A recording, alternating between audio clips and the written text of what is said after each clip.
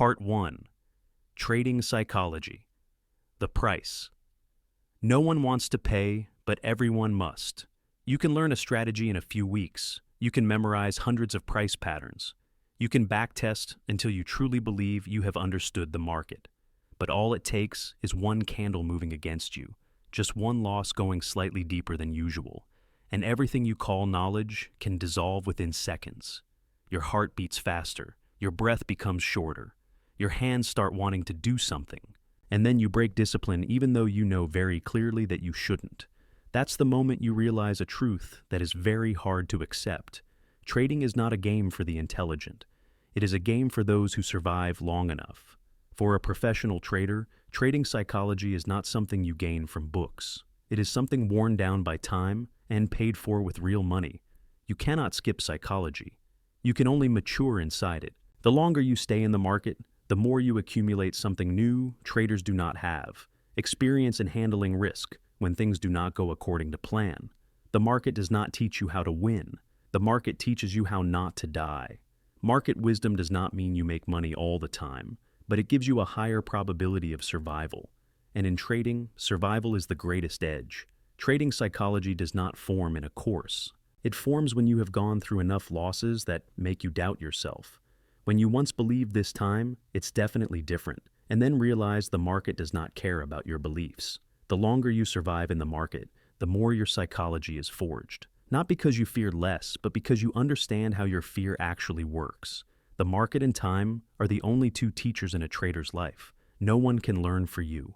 No one can lose for you. And no one can carry the pressure for you, like a soldier. A soldier who only studies theory on the training ground is completely different from a veteran who has crawled through trenches, who has heard real bullets flying overhead. In books, war has tactics. In real life, war has fear. Trading is the same. A pilot flying in a simulator will never be the same as a pilot who has logged tens of thousands of real flight hours, who has faced turbulence, bad weather, who has made decisions when there was no time left to think.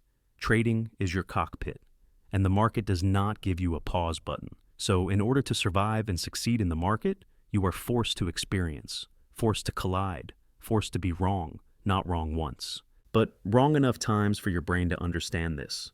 Emotions in trading are not the enemy. Reacting to emotions is what kills you. There is no shortcut. There is no detour that allows you to skip this stage. Everything in trading must be paid for, with time and with money. Anyone who tells you that money can be made easily in the market either has not traded long enough or is selling you a dream. In financial games, the most dangerous thing is not losing money. It is the false belief that you are ready when, in reality, you are not. That is why, if you are still new, the most important thing is not finding the most winning strategy, but finding someone seasoned enough to guide you on how to survive, not to lead you to the Holy Grail, but to help you avoid smashing the bowl before you even get to eat. Because out there, the most heavily advertised things are massive profit statements, quick rich stories, used to plant in new traders' minds an expectation that cannot survive in the real market. And that expectation itself is the seed that destroys trading psychology from the very beginning.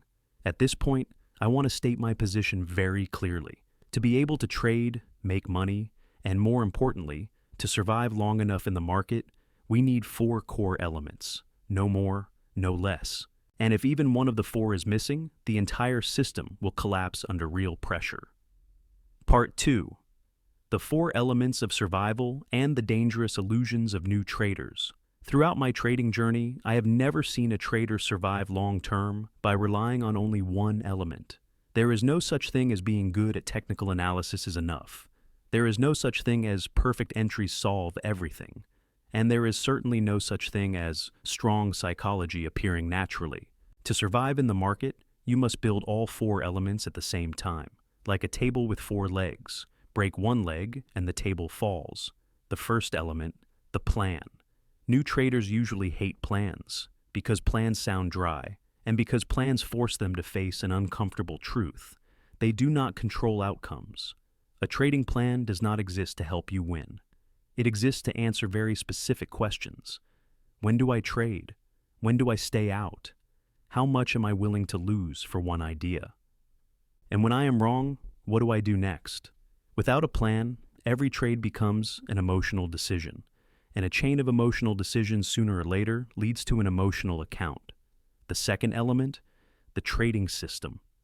This is where most traders spend 90% of their time. They change indicators, change time frames, change strategies, change styles. But very few stop to ask, does this system actually fit me? A system with an edge is not a system that wins a lot.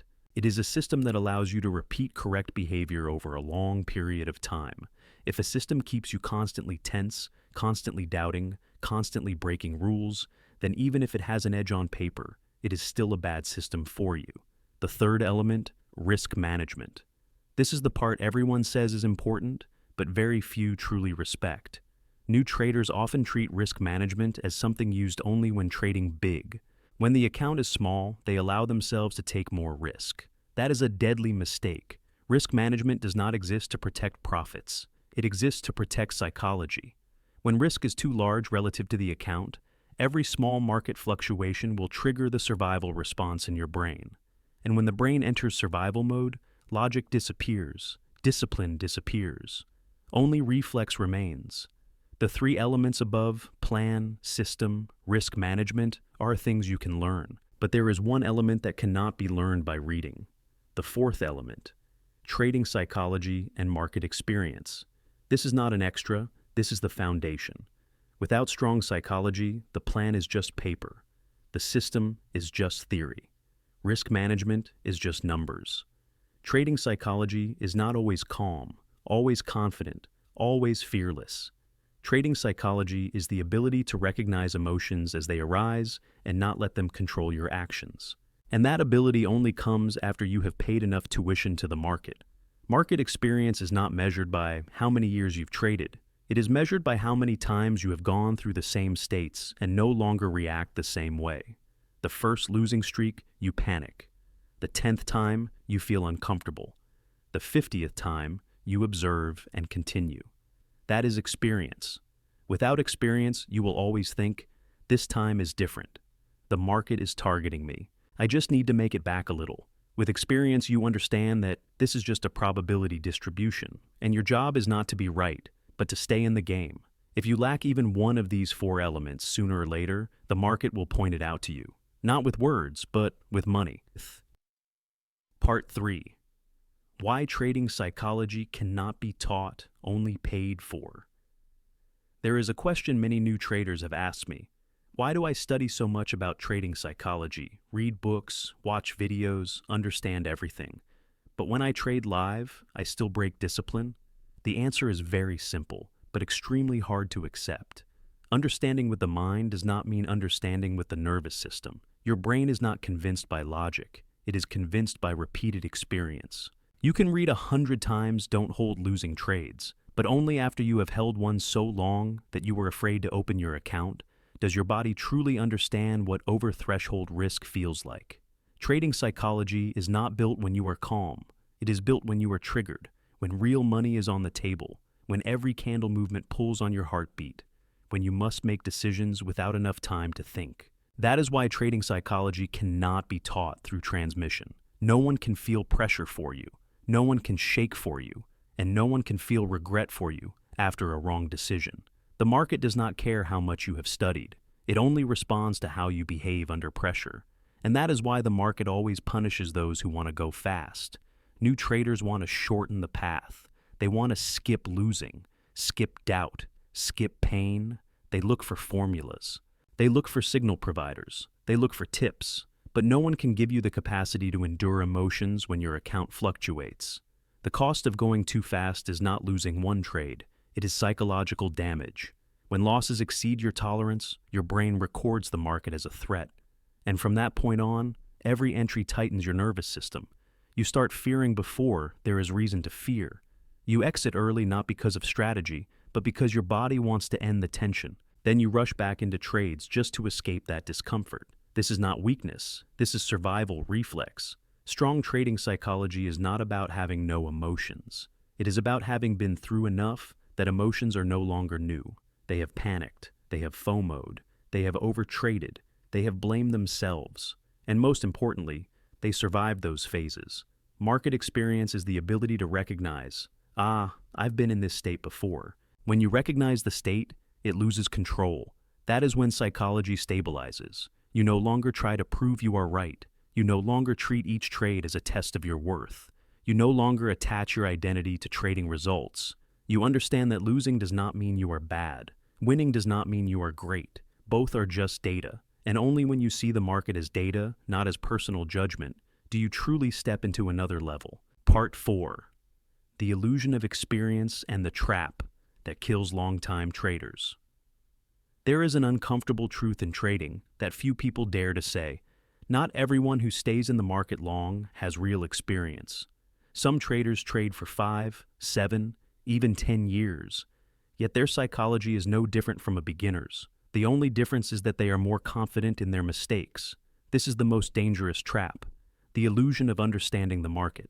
This illusion often comes early, after a few winning trades, after a favorable period, after a strategy works. You begin to think you've caught the rhythm, you can read the market, you can feel price, and from there, you start loosening discipline, not intentionally, but because you believe you are experienced enough to be flexible. This is where many traders break. Real experience makes you more cautious. Illusory experience makes you more reckless. Those with real experience know the market owes them nothing. Those with illusions believe they deserve to win because they have put in the work. The market does not care how much effort you made. It only responds to how you manage risk today. Illusory experience often comes with ego. You start fighting the market. You want to prove your view. You refuse to accept being wrong. And when the market moves against you, instead of cutting losses, you look for reasons to stay. This is when trading stops being probability. It becomes an argument between you and the market always wins arguments. Real experience does not make you more confident. It makes you more humble. It makes you accept that any trade can be wrong, any winning streak can end. Any losing streak is just part of the game. Experienced traders do not try to avoid losses. They try to prevent losses from deforming them. They don't need big wins. They need not to die. Illusory experience makes you underestimate risk, makes you believe that this time you can stretch it a little. But the market does not punish you for one decision. It punishes you for a habit. And the most dangerous habit is breaking rules in a high emotional state. That is why many traders who used to be very good eventually leave the market. Not because they lacked knowledge, but because they could not maintain psychology when the market stopped favoring them. Real experience is when you stop trying to control the market and only control your behavior. You don't need to predict correctly. You only need to respond correctly to what is happening. Part 5. The path to building trading. Psychology, slow, cruel, and honest. If you've made it this far, I want to be very direct. There is no steel psychology. There is no emotionless trader. And there is no state where you will never be wrong again. Those things exist only in advertisements. Strong trading psychology is not a destination. It is a continuous process of adjustment. And the right path is not attractive. It is slow, it is boring, and it requires ruthless honesty with yourself. The first step is not optimizing profit. It is reducing emotional intensity. You cannot build psychology when every trade stretches you like a tight wire. That means you must trade smaller than you want to, so small that you feel bored. And that boredom is a sign that your brain is no longer in survival mode. When emotions calm down, you can finally observe your behavior. You start to see where you usually break rules, in which states, after winning streaks or losing streaks. That is when trading becomes a lesson about yourself. The next step is building the right rhythm, not trading every day, not taking every opportunity. Traders who survive don't trade more. They know when not to trade. The market does not reward hard work. It rewards selectivity. And in the end, what keeps you in the market is not passion. Passion helps you start. But cold discipline is what keeps you alive.